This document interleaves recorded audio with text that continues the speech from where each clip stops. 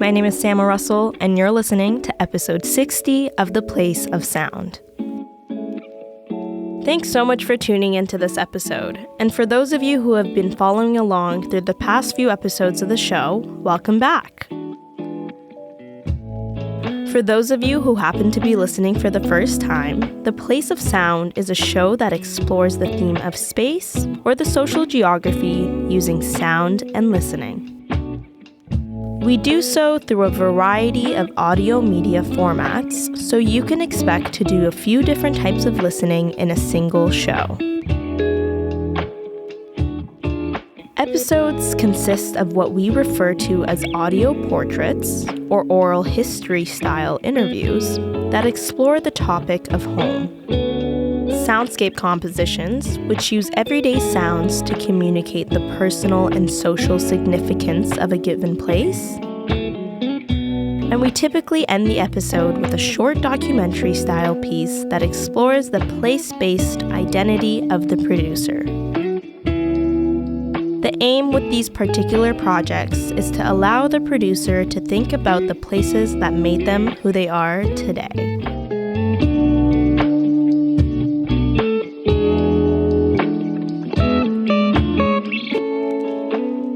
Today's episode marks a special one, as we are showcasing a new batch of projects produced in Professor Vincent Andrisani's most recent digital media workshop class. This is a course in the Communication and Media Studies program here at Carleton University. These projects, crafted by the communication students, offer a captivating glimpse into the diverse tapestry of human experiences through the power of audio storytelling. In this episode, we'll be listening to an audio portrait, a soundscape composition, and an audio documentary. 3 projects in total. As you listen, I encourage you to open your ears and listen attentively to the sounds that await. Allow yourself to be transported to new worlds, to walk in the shoes of another, and to immerse yourself fully in the experience that Carleton students have meticulously crafted.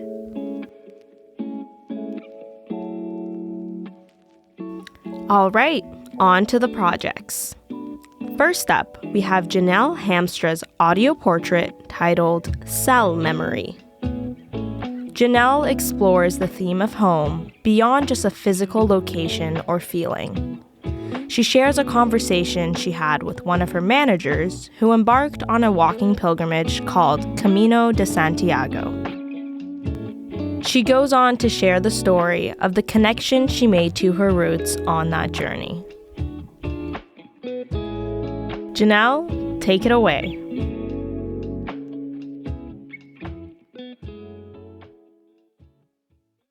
Hi, my name is Janelle. I'm in my 4th year at Carleton University, where I've been studying communications and media. In this audio portrait, you'll hear that home is not just a place, an object, a person, or a feeling, but it's built into our cells and it's part of us. You'll be hearing from Sylvie, my manager in a corporate work environment, my friend, and one of my favorite storytellers.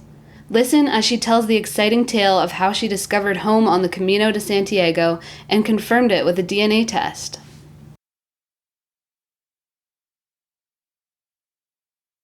But in my heart, it felt every time that I went to Spain, and especially when I did my first walking across Spain, you can't get closer to the earth than walking on it. It just seemed like I knew I had to be there. But to be in a foreign place, to get such a strong, heartfelt, I should be here, that was the only place. And I've traveled to altogether 34 countries, and I've never felt that way. We went back in 78 and 79. I felt the same way. I went back in 2011 to start doing the Camino de Santiago, which is a pilgrimage of 800 kilometers.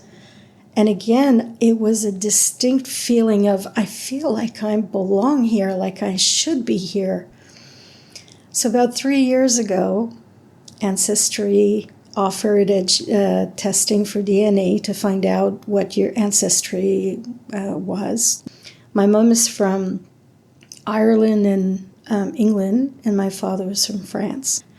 So I was pretty shocked when I opened the report, and it said that my biggest clump of ancestry markers were from the Iberic Peninsula, which is Spain and Portugal. But it also is comforting that somehow I didn't arrive on the Camino situation because I wanted to do the Camino. It came about by some really strange coincidence, which makes me think that there's more to what's going on and my connection to Spain. So I'm glad I made it, and I'm much more aware. So when I do go, I really listen to my heart and my feelings and try to figure out what it was or where I was or where my ancestors were. This memory from ancestors to ancestors really stay. They say that the body has memories, the cells have memories. I continue. I read in Spanish. I listen to music in Spanish. I talk to my best friend in Spanish when I feel like I need to speak Spanish, because I miss it. It's part of me. What a fascinating story. Thank you to both Janelle and Sylvie for sharing. Now on to the next project of the episode. Let's dive into Lucas Turnbull's soundscape composition titled Ripples of Resilience, Navigating the Inner Tides. In this project, Lucas takes us to Mooney's Bay, a place of personal significance. As a former member of Team Canada's canoe kayak, Lucas shares his memories and reflections on this familiar waterscape. Through the sounds and ripples of water, he invites us to experience the nostalgia and emotions tied to this cherished location, as if we were right there beside him. Lucas, over to you. Hi, my name is Lucas Turnbull, and this is my soundscape composition of Mooney's Bay, Ottawa, Ontario. In this soundscape composition, I delve into a deeply personal exploration of my relationship with water. Throughout my life, water has been a source of calm and familiarity, a place where I've always felt at home. However, during my time on Team Canada, this connection took an unexpected turn. In this composition, I invite you to join me on a journey through the soundscape of my experiences on the water and how sport changed that. It's that time of year when the seasons change.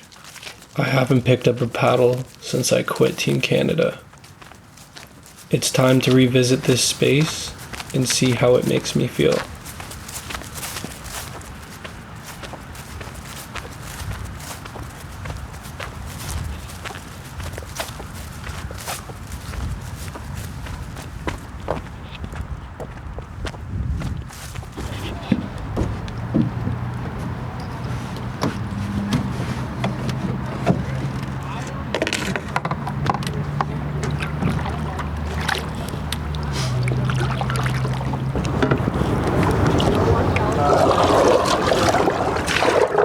As the gentle ripples of the water caress the shore, a tranquil melody begins to unfold.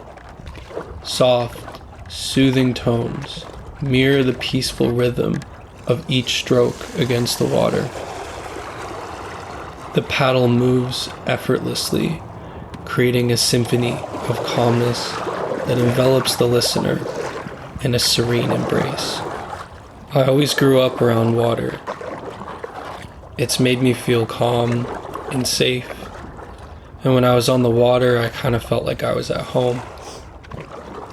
Water's always calmed me. It makes me feel weightless, like all my problems are gone, and it's just me and my thoughts.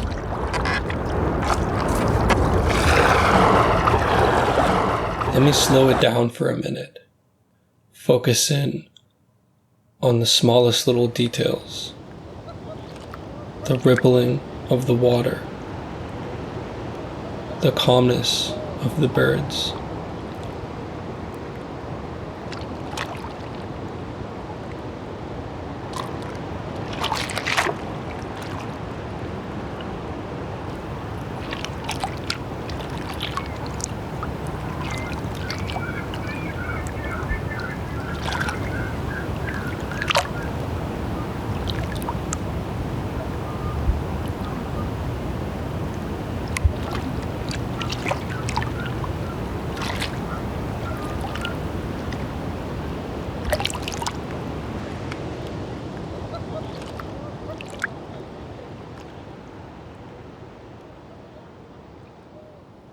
Even though this place has filled me with calmness and tranquility, that would soon take a drastic change. Paddling as a sport changed this feeling and replaced it with fear, anxiety, and stress of maintaining my position on Team Canada, getting faster, winning races, and going to the Olympics. From Canada, Lucas Turnbull.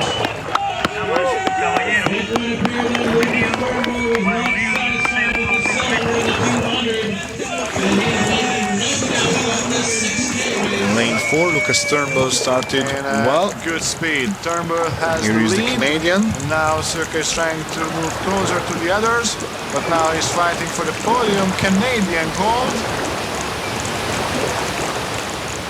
See, this is why you can't miss practice. Are you proud? Are you proud? Why weren't you faster? What was my did I do good? What was my did I do good? No, it's not a no. Go. It's satisfied. Was I satisfied? Was I better than last time?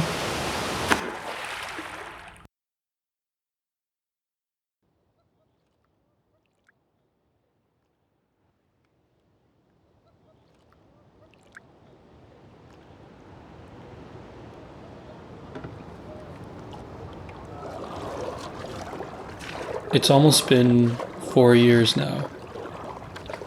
And it's funny because now that I'm here, I don't associate being around water with those negative feelings. All I remember are the good times. Feeling calm, being with friends on the water, accomplishments. It seems like things have come full circle.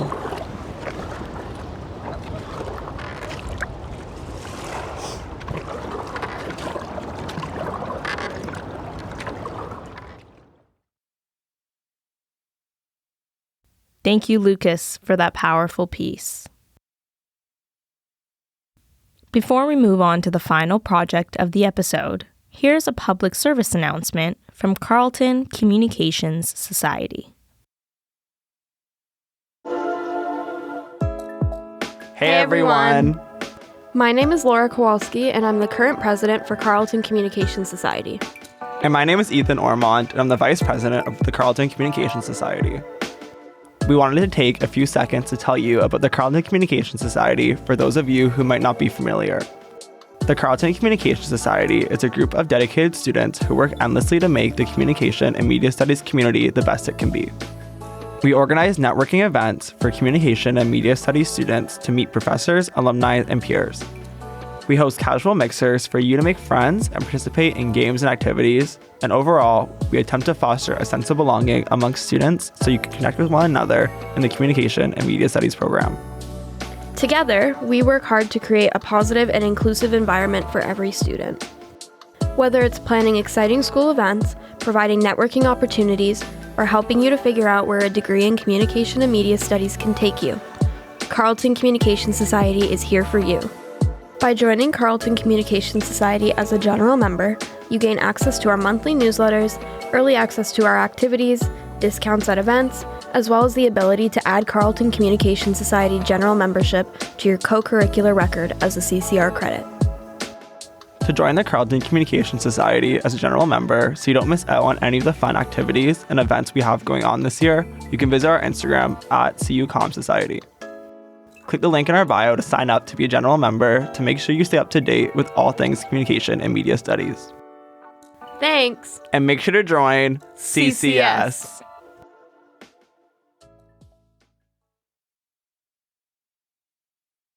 Now, onto the final project of the episode.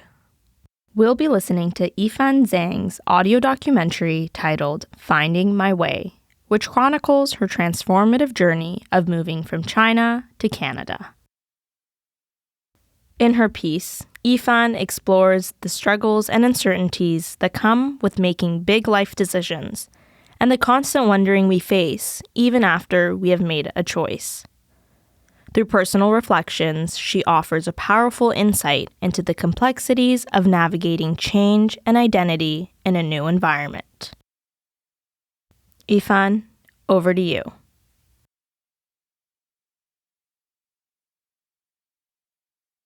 To whomever is listening, my name is Yifan Zheng.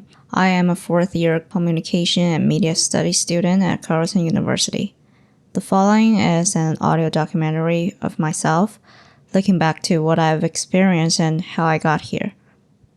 I've always been looking for a promising result, a so-called right answer.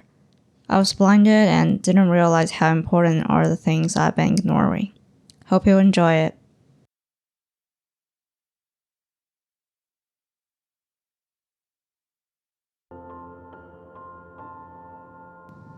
People are constantly faced with choices. The most significant decision I have made so far is leaving my hometown, coming to Ottawa.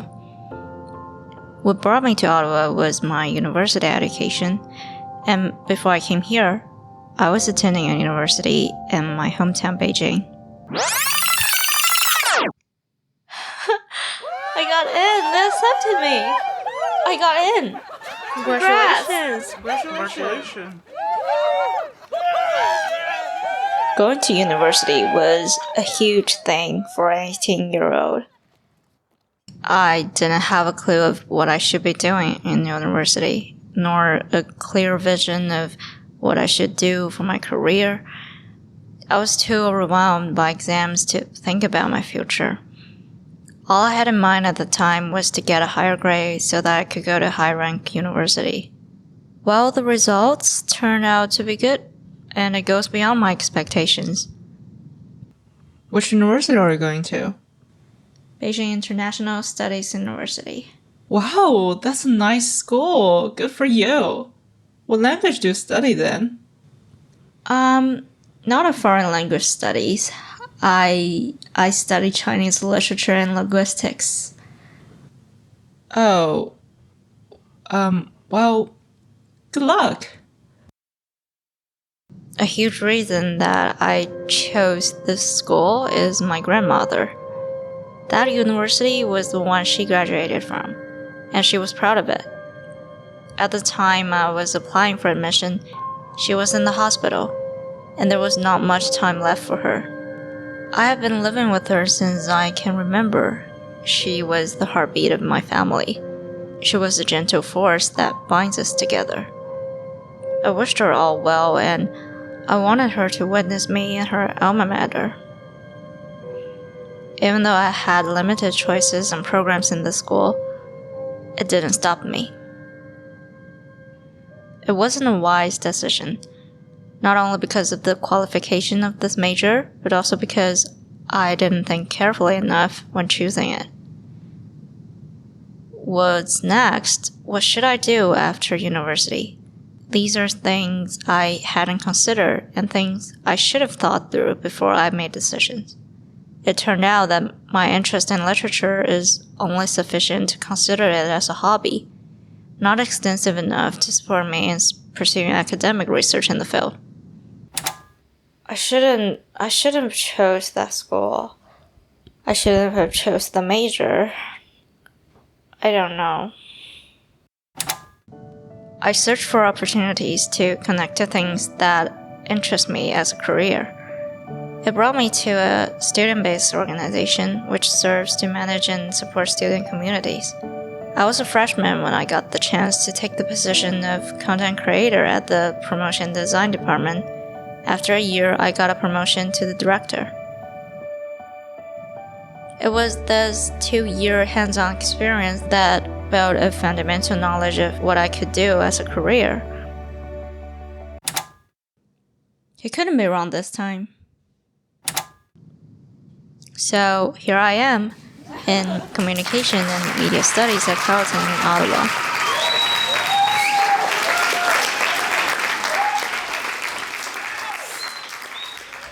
Hold on. You think that's the end of the story? Like a happy ending, huh? Studying a second language affected my study more than I expected. And this major requires tons of readings, which I needed to spend much more time on than native speakers do. Even with that hard work, I still couldn't get an A.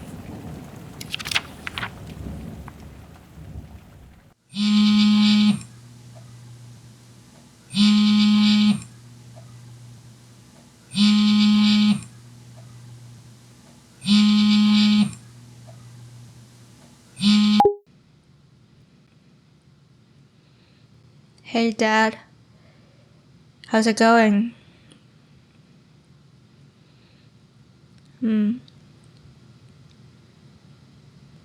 Yeah, I'm good. Yeah, no need to worry. I'm good. Bye. You too. Bye. Take care. I isolated myself and I would spend my whole day in my bedroom just doing nothing. I kept doubting the decisions I've made and asking myself whether coming to Ottawa was an excuse, was another wrong decision. Am I just afraid of not doing well in literature and seeking comfort somewhere else? I must be wrong again. What if I finished my education in Beijing? Would that be better? Would that be the right thing to do? I don't know. I don't know.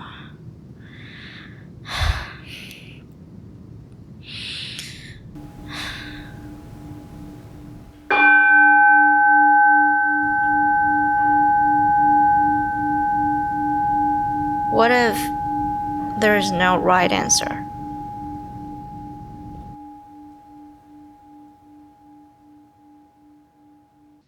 Looking back to the 2-year university life in Beijing, it was a time of growth, connection, and pure, unfiltered joy. It wasn't that bad. Late nights turned into laughter-filled study sessions. You could hear it echoing through the hallways, like the soundtrack to our academic adventures.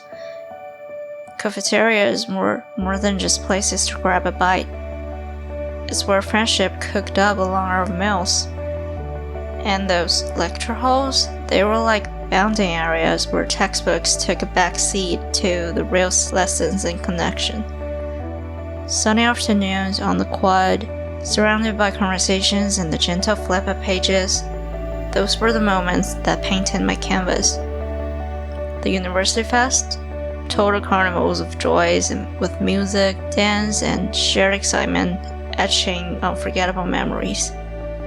Whether it was acing a tough exam or just having a quiet chat in the library, each moment added a splash of color to my university journey. What I have experienced made me who I am right now. Am I doing the right thing? Is it the right answer? I don't know. How could I know?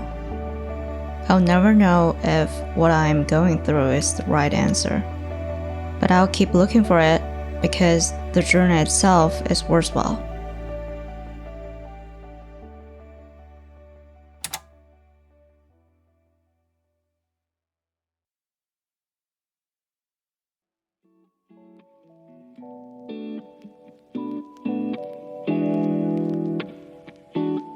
Thank you, Janelle, Lucas, and Yifan for sharing your amazing projects with us.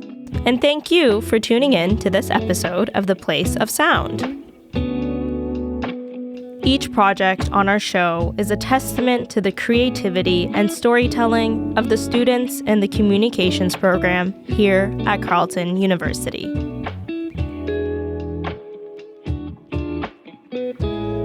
We hope that the stories and sounds you've experienced today have left a lasting impression, sparking curiosity, empathy, and perhaps even a newfound appreciation for the power of audio storytelling.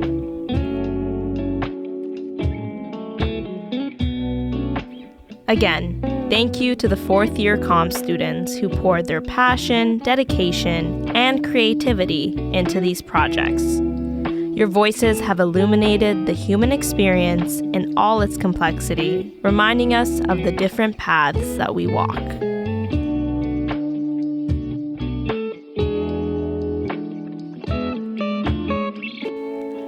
If you're interested in checking out more, have a look at theplaceofsound.ca, where you're not only able to hear more audio media, but in some cases, to see some of the original photos and the writing that students produced to go along with it.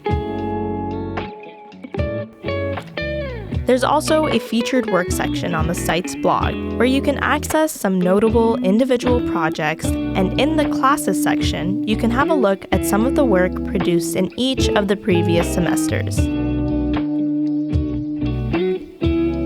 But in the meantime, keep your ear out for upcoming episodes of the show, which air on CKCU Radio every other Monday at 6:30 p.m. and are available wherever you get your podcasts. Until we meet again on our next auditory adventure, keep listening to the world around you, and may the symphony of stories continue to resonate within you. Goodbye for now, and take care.